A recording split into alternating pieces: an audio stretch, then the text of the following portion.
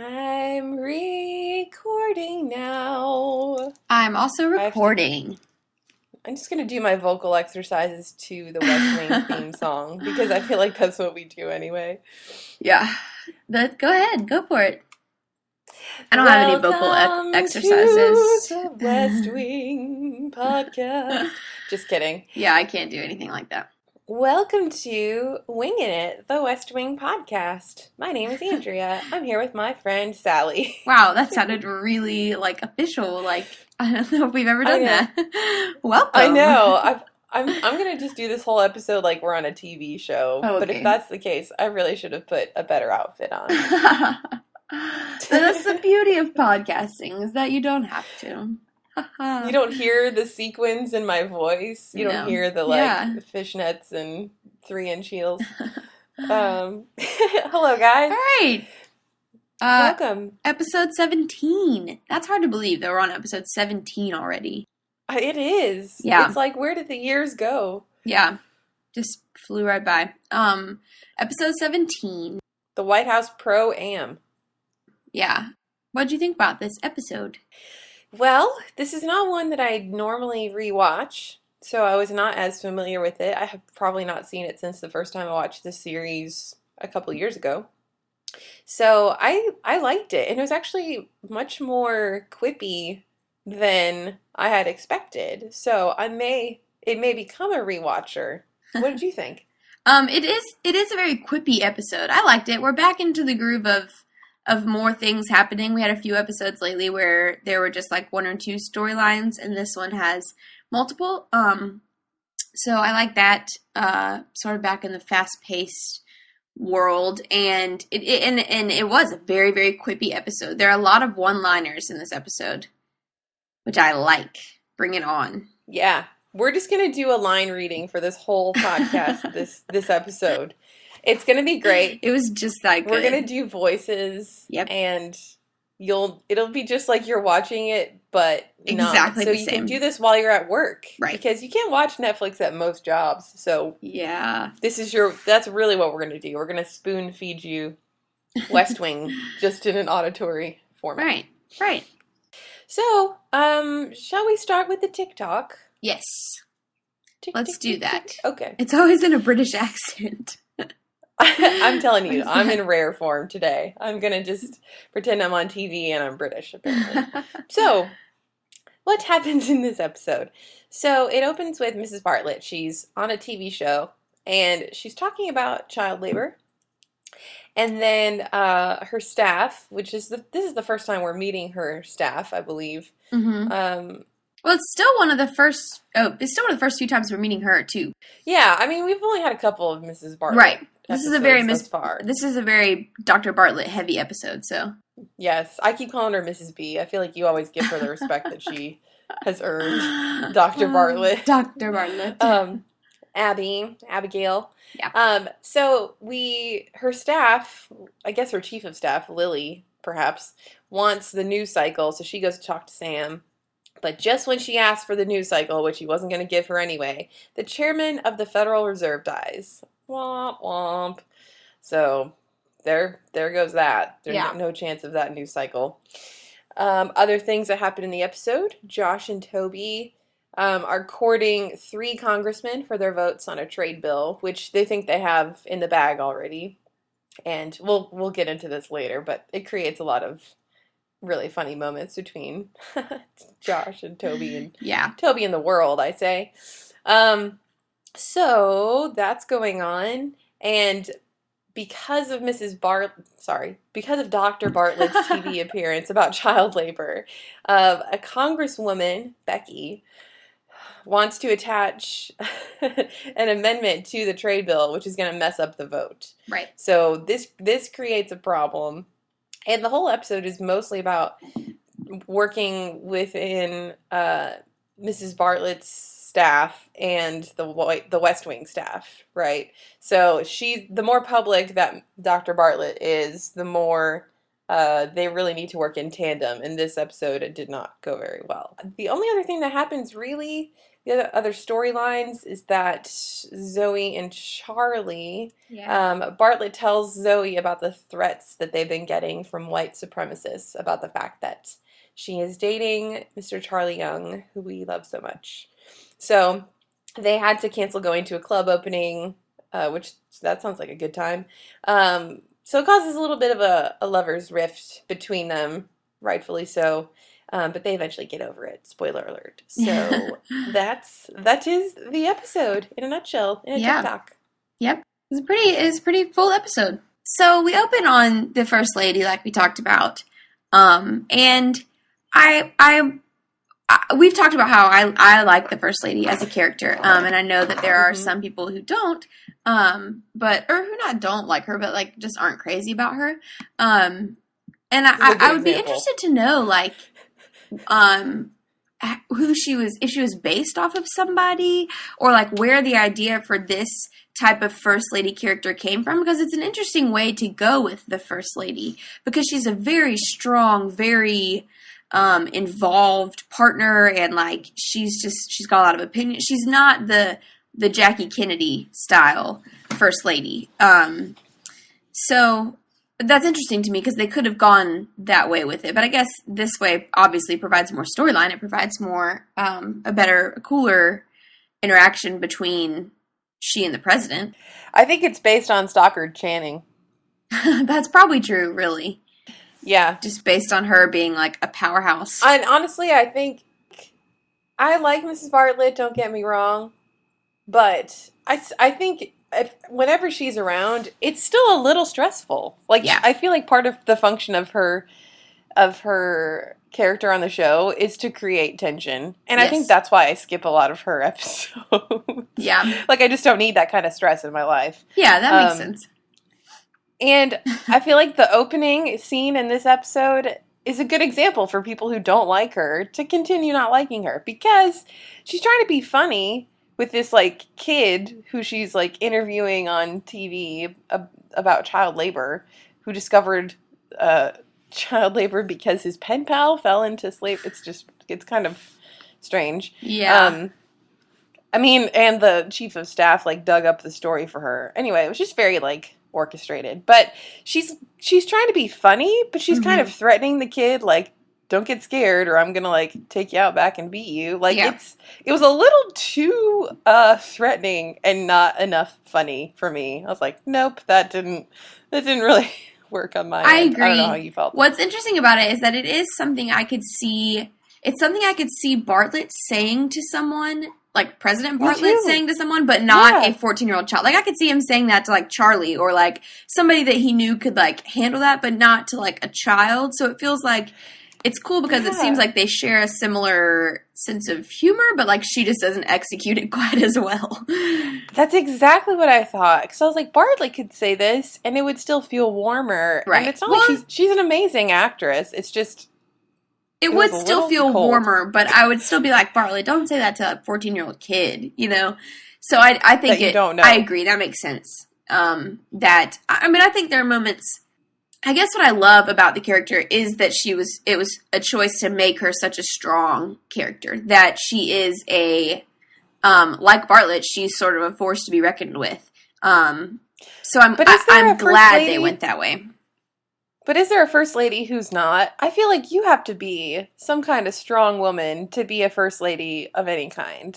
Do you? I guess this is a political question. I think that you have to be a strong... Well, I mean, and I don't want this... Yeah, I mean, I don't want it to come across... All politics aside, I would say that there are stronger first ladies. Sure. Or more formidable first ladies than others. You know what I mean? Like, they could have gone... Yeah. Like, I wouldn't really be that intimidated by, like, Laura Bush. You know? Who seems like just a sweet person. Or Jackie Kennedy. Or somebody like that. Versus...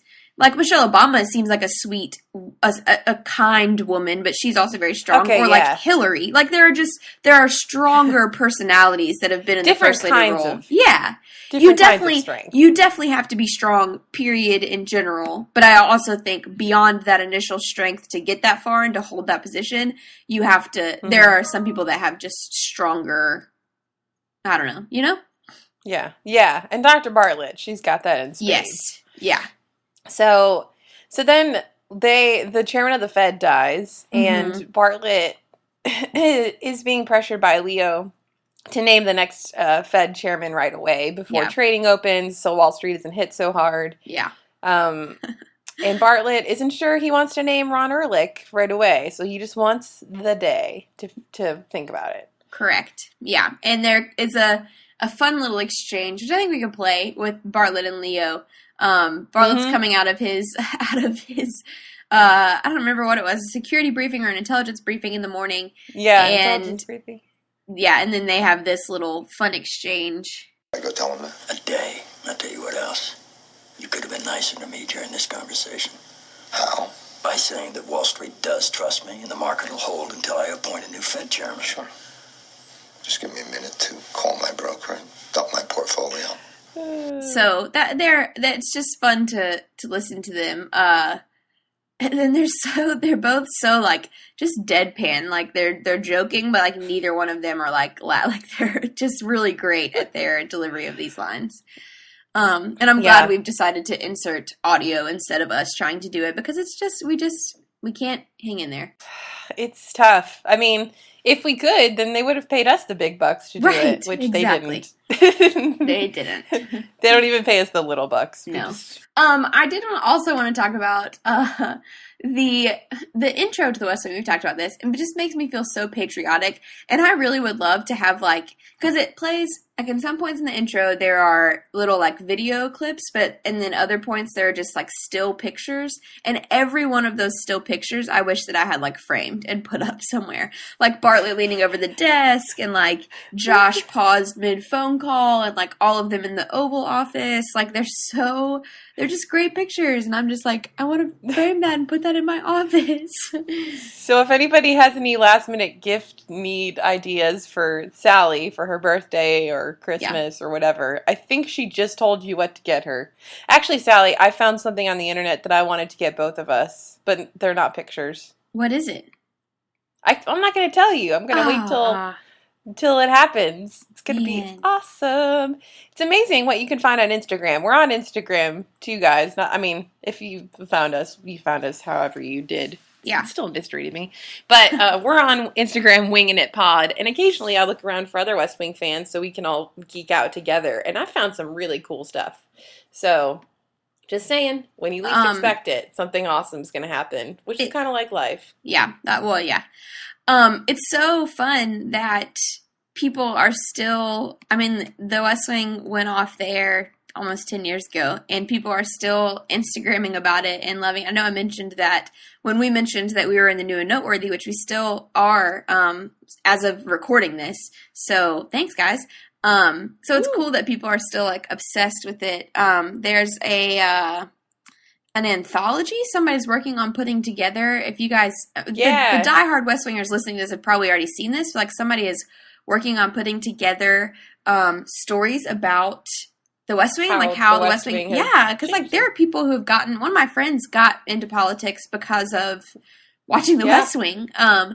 So it's cool that it had such a huge effect. So if you guys haven't checked that out, you should go check that out. I know that they're on Twitter at West Wing Changed Me or WW Changed Me, but you can just Google that and they'll be there. Because for us diehard West Wingers, I don't think you can watch the show and it not have some sort of effect on you. Whether it's like teaching you about politics or making you change your views on things or like just thinking about things in a different way. It's a very powerful show.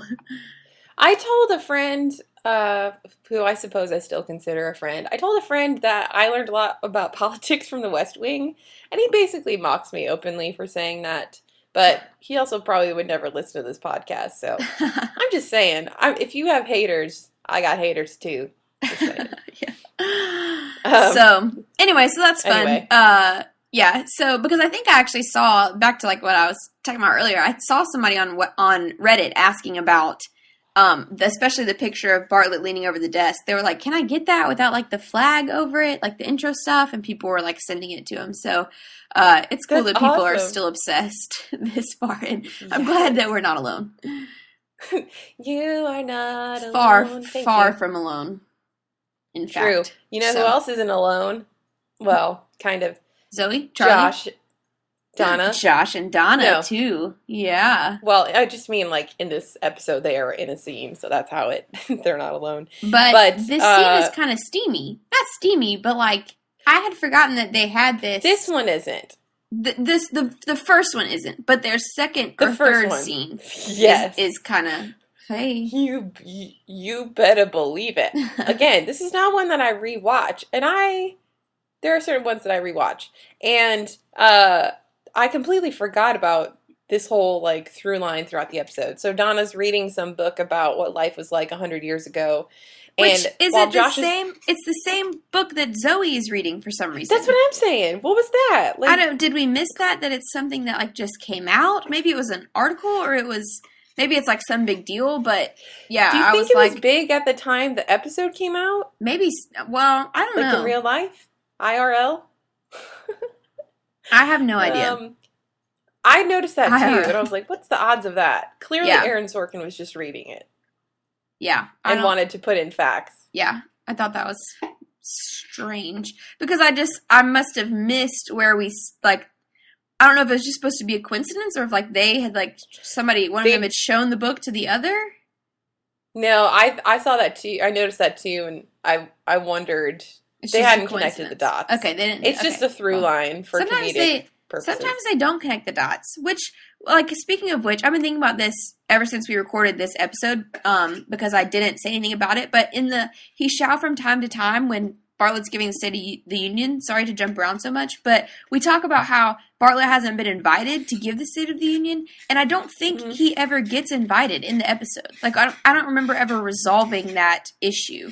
Well, I mean, we don't see it, but obviously it happened because he gives it. Yeah, but it's just interesting that they made it a plot line. They made it a thing that Sam is like worried about, and then we don't resolve it in the show, you know? Or maybe I totally missed it. If I missed it, yeah. There's only so much time. If I missed it, you guys tweet at us and tell me. But I really don't remember it. So anyway, Sallie needs to sleep tonight. I know, really. It's been a long time. Keeps me up. But yes, so Josh and Donna are talking. She's bugging him about these facts about what life was like 100 years ago while he's on hold. And she even goes on even when he's not on hold. It's just kind of like, I rewatched it again this morning, and I don't know why she's doing this. Like, what's her intention? Is she trying to just impress him? Because this is right after the episode with Joey Lucas where Josh basically goes to pursue her and he gets shot down. Right. Kind of twice. And so I don't know, it just felt very different in terms of what Donna would do. Like, maybe she would mention it while she's working, but this is like, she just comes into the office and starts talking.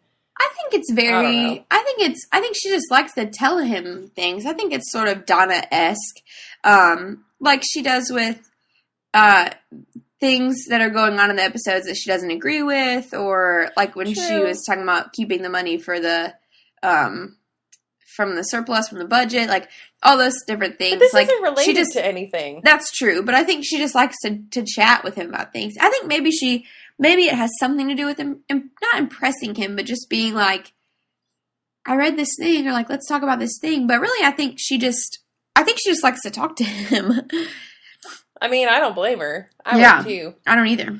And then of course Josh plays off of it, and he's all like, she says, you have to make time just for yourself, Josh. And he says, yes, and I noticed you make time to do it right here while you're at the office. Yeah.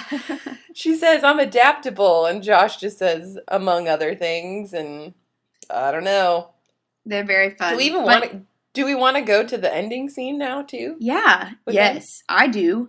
Because Josh, I don't remember what Donna says to set up the line. What does she say? Oh, that they thought that the seamstresses would get like aroused by pushing the foot pedal, so they were going to put something in their drinks to like calm it down. I don't have that happen when I'm sewing. I'm just going to put that on record, which is probably why I don't sew. It's like, what? Josh, very like, in my opinion, he delivers this line very sort of sexually. He kind of breathes it. He says like, Why would anyone want to diminish a woman's sexual desire? And he says it like 4 inches from her face, and it's just a very... Let's just play it. Okay, yeah, let's do that. It's an interesting book. The 100 years ago thing? Some medical authorities warn that professional seamstresses were apt to become sexually aroused by the steady rhythm of the foot pedals. They recommended slipping bromide, which was thought to diminish sexual desire, into a woman's drinking water. Why would anyone want to diminish a woman's sexual desire? We can get out of hand. So it's a very intense delivery, right? Like, Especially from Donna. Yeah. So, Ooh. I don't know. Yikes. That's a pretty intense... Like, I wouldn't really talk that way with my boss/assistant, you know? True. Yeah. But she did. And she's just, like, sipping the tea looking at him. I mean, I'm like, get down, girl. Yeah. Yeah. I'm with it. So, anyway, just thought I'd notice. I thought we'd point that out since I hadn't remembered Yeah. that happening. It's a very interesting one. Okay, this is one that I'm going to toss to the listeners because I think it's just me being crazy, and I would like to hear feedback. Like you're not talking to me? And I am. We could see if you feel the same way, We're too. always talking to the listeners. Well, I know, but this is one that, like, I don't have an answer to. It's just like it's not a question. It's just a thought I had, and I would like response to see if I'm crazy, because it's totally possible. Okay. I have a real big problem with, like, people reminding me of other people, where, like, other people don't see that at all. And in this episode, I realized that Danny, this is a stretch, but I'm hoping other people can see it too. Danny, I realized it the most when he was talking to the president, but Danny sort of reminds me of of John Gallagher Jr., who plays Jim in The Newsroom, and who plays a young student in 20 Hours in America. I think he's a student. He's a young guy in 20 Hours in America later. And of course, not their look. I mean, Danny's an older redhead, whatever. They do have this sort of long hair. Jim has a little bit of long hair in The Newsroom, but it's more their speaking patterns, their delivery, their sort of just their personality of being like the good guy. So, and I think it's a stretch, but people, if you rewatch this episode, pay special attention when he's talking to the president, when Danny and the president are talking, and just see if I'm a little cuckoo pants, because I could be, but I really saw it in that scene especially. But wait, John Gallagher, he's the one that is originally with the blonde girl at the beginning of the series in Newsroom, right? That's who she's with? No, he's the one who is in love with Maggie in The Newsroom, but they don't get together. Really? Yeah. He doesn't have long hair. He does at one point. Oh, no, maybe that's I just watched another movie he was in called Short Term 12, and he had long hair and a beard there, so maybe that's what it is. You really got to keep your haircut straight, Sally, if you're going to go into the John Gallagher I'm very sorry. milieu. But yeah, let us know what you think. Yeah, I know it's a bit of a stretch, but I'm hoping somebody else could be like, oh yeah, I could see that, especially in this scene. YouTube the scene. It's probably not on YouTube. Netflix this scene. And tell me. Just one. We just need at least one person to validate Sally. Just one. If you want to be that person, you can email us. Yeah. I just need one person to be like, yeah, Sally, I see it. Okay? So, bring it on, people. Bring it on. Sorry for the randomness. No, I love it. I really liked the scene with Sam and Toby. Well, I like most scenes with Sam and Toby just because they're so different. They're so different. It's wonderful. This scene especially. Yeah. Yeah. Sam's talking about wanting to go to the gym in light of the Fed chairman's heart attack. Yeah. And it's just so funny. He's already super fit. And Toby, of course, scoffs completely at it. But then as soon as he gets with Josh, Toby starts talking about all the ways he wants to get more healthy. It's just like Toby can't show his cards that anything affects him. Right. And then Toby has to go to this meeting with Josh. And Josh basically has to coach him on how to be nice because they think they have the trade bill sewn up and they don't want to like rock the boat. And you're bringing Toby because you said you were. And Josh is just like, now every so often I want you to smile so as to indicate warmth. I mean, it's so It's so good. It is so good. And Josh says, is really funny. We talk about him being like boyish all the time, but when he tells Toby, he says like, we're going to play good cop, bad cop. And Toby's like, no, we're not. Yeah. And Josh's response is, why not? And like, it's so like a 10-year-old boy who doesn't get to like go outside and play ball. Why not? Like, he's like, I want to play good cop, bad cop. Very funny. And he's like, how about we play good cop and cop who doesn't go to the meeting or Yeah, something? yeah. That's Toby's response. It's so funny. Oh, man. Toby has a lot of quips in this episode. Everybody has quips this episode. But Should we play? Yeah, probably. Should we play one of Sam and Toby? Yes. Where they're talking about going to the gym? Yeah, and by it Sam, may as well. you mean, I think that this was an actual flash forward to Chris Traeger. I never know how to say his name. Yeah, because this is very Parks and Rec character for Rob Lowe. Like, I need to be healthy, fit. So yeah, let's play that. Listen in. I'll tell you this, though, I'm going to the gym today. Okay, that doesn't seem to be about anything that interests me. I'm just saying, Bernie Dahl has a heart attack, bam, right out of nowhere. It's his 5th heart attack, Sam. He's 138 years old. Yeah, well, these are highly stressful jobs. I haven't been to the gym in 3 weeks. Sam, look at yourself. How much healthier do you want to be? I'm just saying that if anybody needs me at lunch, I'm going to be at the gym. And then that's going to be sad for me because I'm going to live longer than you. Don't count on it. I feel like I'm on a radio show. Like we just get to drop in all these fun little things, like we have it at a button. It's So like play fun. cool clip things. Oh, so wonderful. So speaking of the Fed chair, let's just reveal a moment of weakness for me. I'm really glad we don't spend too much time on the Fed because I don't understand it at all. And I'm glad that they did it in a way that was still okay, that I knew what was going on, even though I really have no concept of the Fed. Isn't Janet Yellen the chairman of the Fed now? Am I wrong on that? But I have literally no idea. This is Okay. how Somebody who knows I really enjoy things, a lot just of please politics, be our but editor. This is perfect time for not even politics, but like economics, because I don't understand any of that. So for our experts out there, but the thing is that I've tried. Like I took AP Econ, I took Econ in college. It frustrates me when I don't understand things, and I have tried multiple times to like wrap my head around the Fed and like how it. And I have like a basic understanding, but not as much as I would like to. So if somebody can put it in super layman's terms, it'd be awesome. But you're not the only one who doesn't understand it. No, so there's a scene where CJ and Leo are in Bartlett's office. Bartlett's office? The Oval. Yeah. Oy vey. And he's going on and on and on. He's like this Nobel Prize winning laureate on economics. And then Leo's like, CJ doesn't understand what you're saying. And she tries to like act like she can. Off. And then she's like, no, I really have no idea what you're saying. And then she leaves. They keep going on with the episode. And then Leo comes back and he's like, sometimes even I don't understand what you're saying. Bartlett says, well, sometimes I'm just making it up. I mean, like, there's so many great small moments throughout this whole episode. Yeah, because I want to play like a ton. I want to play like all these lines, but they're just like one little tiny one-liners. But Bartlett does understand. Bartlett's very, very smart. But I don't. I'm very much a words and colors and shapes person. Yeah. I'm in graphics. We're in the communications department. Yeah. I want to understand the Fed. So anybody holler at us. Let us know what we're missing. If you, I get the basic thing. Like, I get why Wall Street's down and all that. It just, I don't know. So anyway, we can stop talking about things I don't understand. There is a. We'd be here all day. For real.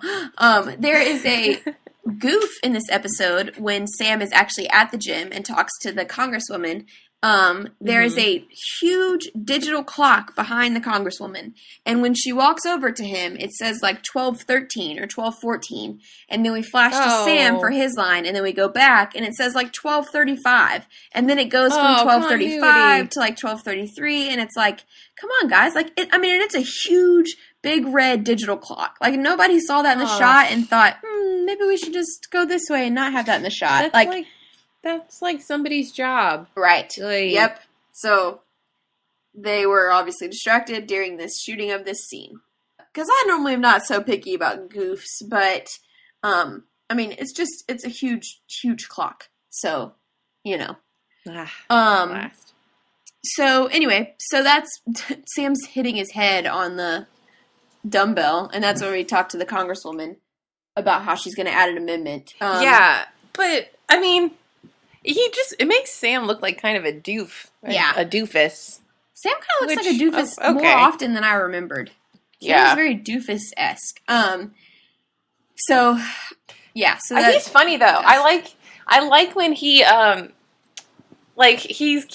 we've talked about this before. He gets kind of stuck on things. Yeah. Throughout the episodes, you know, whether it be aliens or the Ten Commandments, or this whole like working out thing. And I love when he goes to talk to Lily and Mrs. Bartlett's administration, and after he's done with this like great act of political diplomacy, as he makes fun of himself, he just turns to like the random staffer there and he's like, I'm gonna go to the gym now. Like he just, he always talks to like nobody and nobody cares. He does. But he still feels really the need does. to say it. He's very lonely, I think. Yeah, I agree with that. Sam is an interesting character. He, like I said, he is more, I always knew that he was kind of a, not naive, but just kind of a goofy, lighthearted character, but it's even more so than I remember, especially in this episode. But hey, speaking of not understanding the Fed, there's a fun scene with Bartlett. Well, not really a fun scene. Despite its intensity, it's a fun scene with Bartlett and Zoe, where the fun part of it is that he's mad at her for not taking math. Yeah. He's like, oh, the Fed chair, he's got to pick a Fed chair, and he's like, why, you want the position? And she's like, yeah. And he's like, well, you can't because you're not taking math. I know. That's something my dad would say. My dad was my math teacher. Oh, man. He wouldn't let me be chairman of the Fed either, Zoe. So, yeah, well, we all have our strengths. I know. You could be stuff out there. Communications director. But also in that scene, we learned that there have been letters coming, like we mentioned earlier, to Charlie, the question I had was, if you're Zoe, do you want to tell Charlie or do you want the president to tell Charlie? I would want the president to tell Charlie. Same, right? Maybe this is a testament to like how cowardly I am. But because it's so like, or maybe I would want to tell him, but I would also want the president to talk to him. I would want him to get like how official and how serious it is. You know? Right. And then they can process it in the context of their relationship. But the way that she brings it up at the diner or whatever in a relational way, then it becomes more about their relationship as opposed to versus this, if Bartlett told him, he would happening. be like, if Bartlett had told him, he'd be like, okay. Like, Bartlett would be able to talk to him and be like, Charlie, you can't be irrational about this. Like, this is your life. Like, not irrational. It's totally rational for him to be angry. But, like, I feel like Bartlett would be able to explain it better. Not that Zoe shouldn't. They also need to talk about it. I feel like both parties should have talked about it at both times. Like, I think he's the president's body man. So, like, I think the president would definitely have to, like, have words with him as well about the fact that he's getting threats, you know? Mm-hmm. So, when she's saying that, she's like, no, I'll tell him. I was thinking, I mean, I'll talk about it, but whatever. So they have a little, he, like, leaves, which, guys, it's never good when you do that. No, don't ever do that. She goes to never first, good. wait, hold on. Before we get to that, so she goes to the bathroom. She's at this diner, right? Yeah. And the Secret Service woman, Gina, I think is her name, she sits down and starts talking to Charlie, or she's already sitting down at this point. Yeah. Like, hold on for a second. Girls go to the bathroom in pairs almost all the time. It's a cliche for a reason, right? Yeah. And you are her Secret Service agent, and you're not going to go to the bathroom with her? I did think that was strange that somebody, I assume another agent is like watching her in the bath. I don't know. But there's another bathroom detail I thought it was agent. weirder that the Secret Service agent sat down in the middle of their conversation. Also weird. Yeah, that was weird. That was weirder to me. That she was just like, Charlie, we can't secure the building, da da da da. And I was just like, nobody invited you over here. Like, you're supposed to like not be, you know, like the whole point is that you like blend in and whatever. But I mean, she's trying to help out, but like then she's clearly listening to their conversation, and I don't know. No, So, I agree. Yeah. There's a lot of weird stuff going on. But then they eventually get over it. They resolve it. And and actually because of Danny. Yes, true. But Charlie is very cute in the resolution. I want to talk about the Danny thing too, but Charlie is very cute in the resolution because while Gina, Secret Service agent, is sitting down with him at the booth, she makes a comment about, I like when she watches videos in her room because then Gina doesn't have to be as worried. And so then when Charlie comes to resolve the fight, he brings flowers and he's very sweet. And then to top it off, he's sort of like also sweet to Gina because he brought videos and they're just going to stay in their room. So that was really cute. And that his apology was I don't know. I just really he said something like, I apologize for anything I might have done to make you feel bad, even if it's only in your kind of confused little mind. That could be condescending, but it's actually very cute because it's just true to life, really. Yeah, absolutely. If you guys need a good apology to say to because he was still being sincere. Your girlfriend.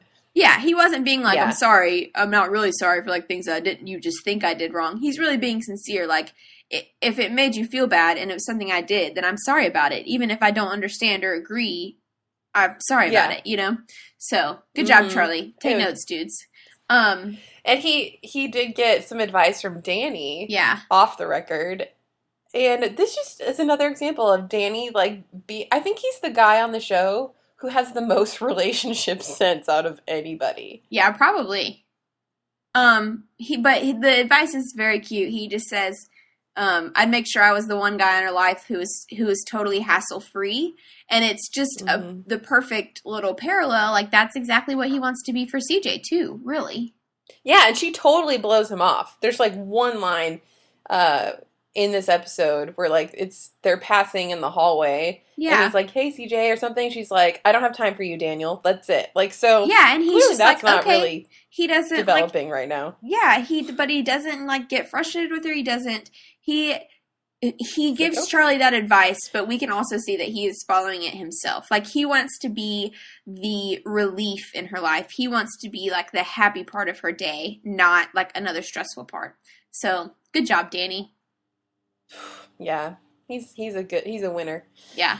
Other things, let's see, what else is there? I mean, there's, Mrs. Landingham refuses giving Danny a cookie as well, which is just, I'm sure you wrote down. Very funny. Yes, I did. I wrote no cookie for Danny. No, let's just make a list of all the people who don't get cookies. Yeah. It's starting to add up. She's very picky about the vigilant. Cookies. All this talking cookies. What kind of cookies are they? I don't know, but apparently they're very highly valued. Man, if there were an actual recipe for Mrs. Landingham's famous whatever cookies.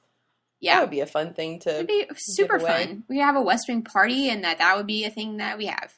You'd have a keg of Glory and the finest bagels and muffins in all the land. Okay. All right, this is the thing that needs to happen now. We need to compile all of the, specific food. The chili. Oh, my gosh. Yeah, the chili. This is great. This is so great. Guys. Oh, this is genius. Everybody else tweeted us other food things, and we're going to have a West Wing party. It'd be so fun. Oh my gosh, I love it. It's like a potluck. The only other fun thing that is worth mentioning, not worth mentioning, there's plenty of other fun things worth mentioning, but one I want to make sure I mention is one of my favorite lines, which I don't even think I realized was in this episode, but that I still use a lot, is Bartlett telling Abigail, maybe we should just play it. Okay, so just ease up on the high ground. On that point, I concede the high ground. And I concede I was wrong about the thing. Good. However. No, however, just be wrong. Just stand there in your wrongness and be wrong and get used to it. So that's just, it's a very quotable line, and I didn't realize that it was in this episode, but it is one of my faves. I love that line. I'm going to drop this one in too. Again, there's a lot of There's so lot of many good ones, yeah. But I'm going to drop in the one that Danny and Bartlett, they have this meeting, and Danny doesn't want to reveal his source because, A, that's just the first thing you don't ask a reporter to do. So I don't know why Bartlett did it. But Danny doesn't want to reveal his source because he'll get in trouble with Mrs. Bartlett. Right. And Bartlett, of course, has this line. Welcome to the club, Danny. We had some jackets made. Yeah. It's a good one. It's a good one. So, what else?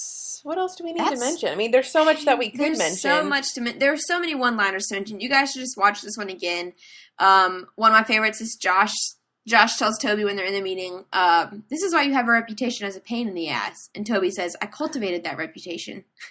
And I love that, because that's so true.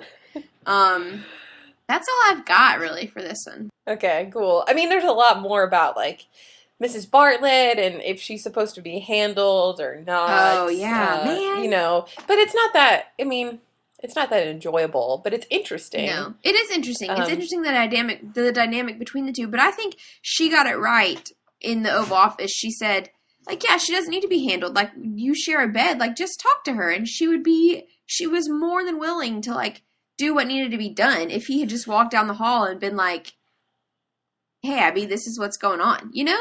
So I was really surprised, though, that she came through, honestly. Like, I kind of thought, No. yeah, I kind of thought she wouldn't play along and she was going to cause a fuss more than she already had. No. But, you know, she came through. Yeah, so. she's a team player. For as strong as she is and as strong as her like drive is, she still wants the president to succeed. So, Yep.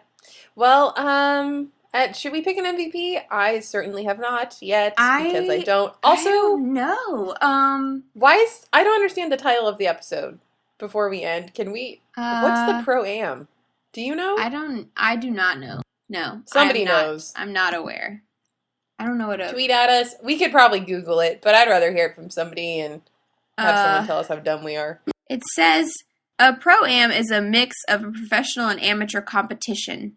So maybe it's okay, like Bartlett versus Dr. Bartlett. I don't know. Bartlett versus Bartlett. No, that has to be it. Okay, that makes sense. Or Bartlett's staff versus Bartlett's staff. Yeah. Okay, that makes sense. Yeah. So I don't know about an MVP. I mean, Charlie has a good episode. Bartlett has a good episode. I don't know. Sam. I feel I'm gonna give it to Sam. Are you? Yeah, because he does a lot of the, like, navigating with Dr. Bartlett's staff, and he's kind of funny. He's got a lot going on, and I think I'm going to give it to him. Yeah. I think I'm going to do a total reversal of what I just said, and actually I'm going to give it to Dr. Bartlett for coming through and calling the congresswoman off, and she does that pretty fiercely. She's very, she's like, are we done here? Do you understand what you're supposed to be doing? She's like, we're not on the boat, Becky, or something like that. She says some line about that. Yeah. So she handles business. She's a team player. So good job, Dr. Bartlett. Dr. B. Cool. So, all right. Doctor. All right. Well, there you go. Episode 17. That's a good one. The White House Pro-Am. Do we know the name of the next episode? Never. No. Like, we could actually know things. I don't know. Wait, I almost have it. I like to know what I'm getting into. I do too. The next episode, we're getting so close to the finale, which is just a whole other thing. The next episode is 6 meetings before lunch, and it has to do with Mendoza's confirmation. So, here we go. All right. Alrighty. See you Bye, then. guys.